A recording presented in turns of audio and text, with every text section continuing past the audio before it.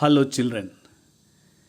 In today's class, let us learn Ninth History, Chapter 2, Unit 2 Medieval India and Political Transition. In the last class, we learnt about Rajput dynasties.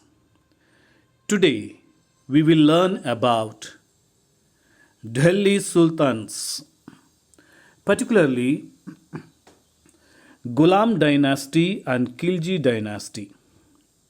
The other dynasties like Tughlaq dynasty, Sayyid dynasty, and Lodi dynasty we will learn in the unit 3.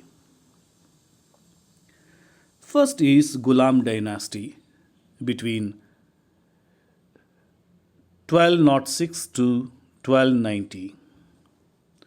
Main rulers are Kutubuddin Aibak, Aram Shah, Iltamash, Razia Sultana, Bahram Shah, Alauddin Masud Shah, Nazaruddin Muhammad, Ghiyasuddin Balban, and Kaikubad. Kutubuddin Aibak is the founder of Ghulam or slave dynasty, who belonged to Afghanistan and was sold to Qazi of Nishapur as a slave. There he learnt in Arabic and Persian languages, also was trained in archery, horse riding, and soldiering. Muhammad Ghori, who was the governor of Ghazni, purchased him as his slave.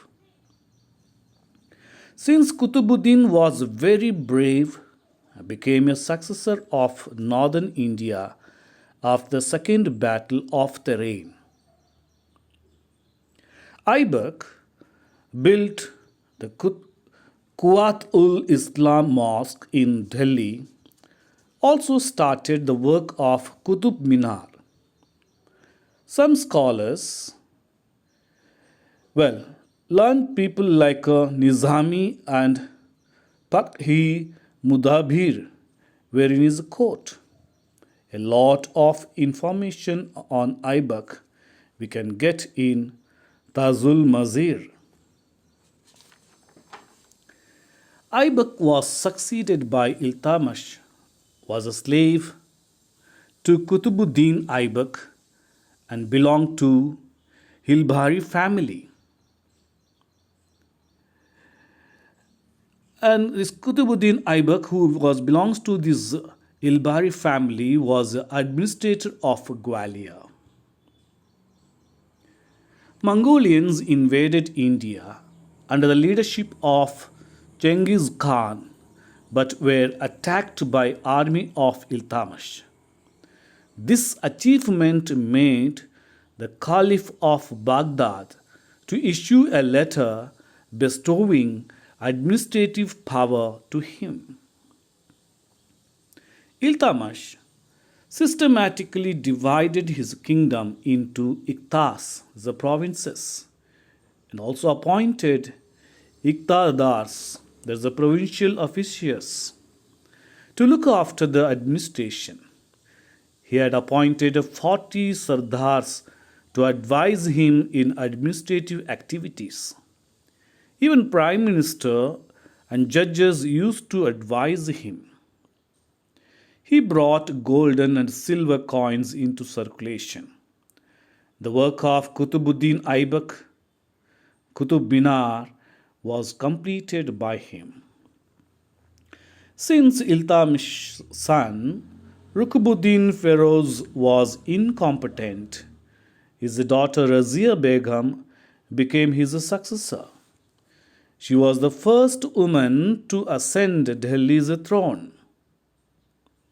She got a title Sultana and fought in wars dressing as a man.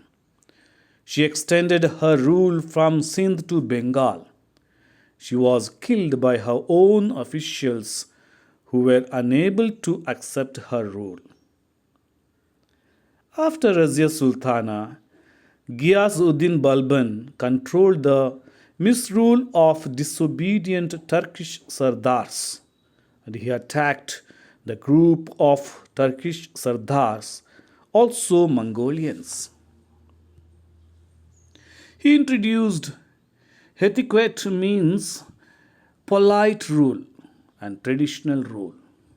He wore Persian style dresses.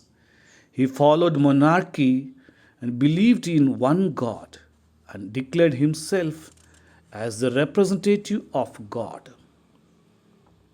He built forts along the border of northwestern India to protect his people from the attack of Mongolians. Balban was succeeded by Koikubad but was murdered by his own wazir, that is a minister. With this, the slave or Ghulam dynasty came to an end. Next is Khilji dynasty between 1290 to 1320. Main rulers are Jalaluddin Khilji, Alauddin Khilji, and the Kutubuddin Mubarak.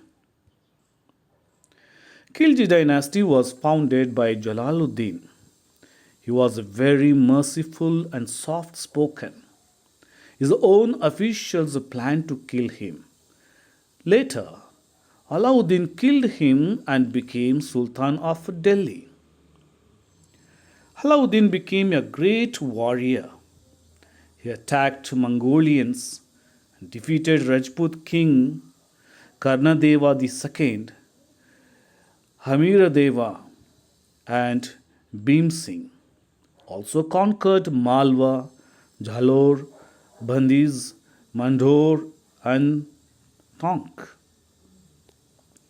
Alauddin Khilji's commander Malik Kafur invaded southern India, mainly Devagiri, Warangal, Dwarasamudra, and Madurai. He only grabbed the wealth of these regions, but he did not join them to their kingdom. After Alauddin, his third son Kutubuddin Mubarak ruled for 4 years but was killed by his soldier Khusro. Later, Khusro was killed by Ghazi Malik and founded Tughlaq dynasty. Let us know the administration of Alauddin Khilji. He abolished religious endowments, inams like gifts, lands, and subsidy. He also prohibited alcohol, drugs, and dice games. He didn't allow his soldiers to form groups. People were treated as equal. That could be seen in marriages, farmers, whether they have small land or big lands, but had to pay taxes. Revenue officials were appointed to collect taxes from the farmers. Let us see the military reforms. Defense minister had all power to appoint people for various jobs, like training soldiers, supply of weapons, etc. The last day of the month, the salary of the soldiers were given in cash. The individual records of soldiers were created based on their physical features. A system of records named as Hulia was brought into effect for this purpose. Next is the market reforms. Regarding market system, he has created a record in history, making common people to sell their products in the market for fair prices. Even he had established market to sell horses and slaves. He had appointed higher officials named Sahan-e-Mandi to regulate the markets. There was no cheating. Cheaters were punished severely. Dear children, we will learn other Delhi Sultan dynasties in the next unit. So, with this, we end the second unit from this chapter. Thank you. Have a nice day.